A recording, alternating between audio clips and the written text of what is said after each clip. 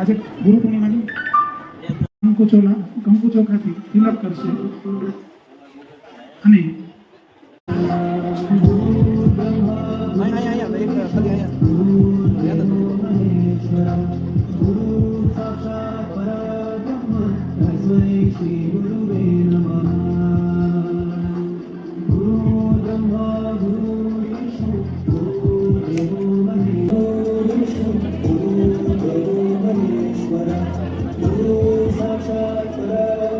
જ્યાં સુધી તિલક ચાંદા થાય છે ત્યાં સુધી નાની એવી વાર્તા કીધો તમે પછી આપણે કાર્યક્રમની શરૂઆત કરીએ.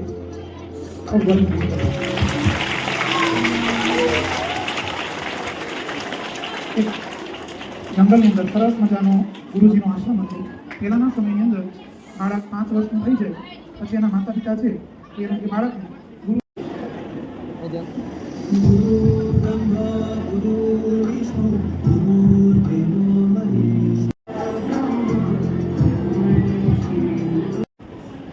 વર્ષમાં થાય એટલે બાળકને શિક્ષણ આપે.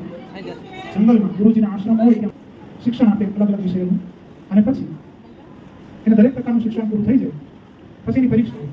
અત્યારે આપણે દર વર્ષે પરીક્ષા લઈએ છીએ જે ઔપચારિક હોય, પરંતુ આજે ગુરુજીઓ છે એ અનૌપચારિક એવી અલગ અલગ પરીક્ષાઓ અમે 17-18 વયના થઈ ગયા હતા. એટલે ગુરુજીને એમાં થયું કે અમને દરેક પ્રકારનું શિક્ષણ આપ્યું છે. અમે તમારા બધાને હું પરીક્ષા લઈશ. એ પરીક્ષામાં જે સફળ થશે એ વિદ્યાર્થી છે એને હું ગુરુ દક્ષિણા આપી ઘરે જવાની રહેશે. એટલે કાલે સવારે બધા વિદ્યાર્થી મારી પાસે આવશે. ગુરુજી પાસે બધા ઉભા રહે છે. એટલે ગુરુજી બધાને એટલે આવી રીતે ઘણા બધા બાળકો આ કેવી પરીક્ષા ગુરુજીની એને હું ગુરુ દક્ષિણા આપી અને ઘરે જવાની પરવાનગી આપે છે. વિદ્યાર્થીએ ગુરુએ કીધું છિદ્રો છે એમાંથી બધું પાણી નીચે ઉતરે છે. ઘણા વિદ્યાર્થી તો આમ હાથમાં ટેકો રાખી હાથ આડા રાખી તમને સત્ય તરફ વળે અને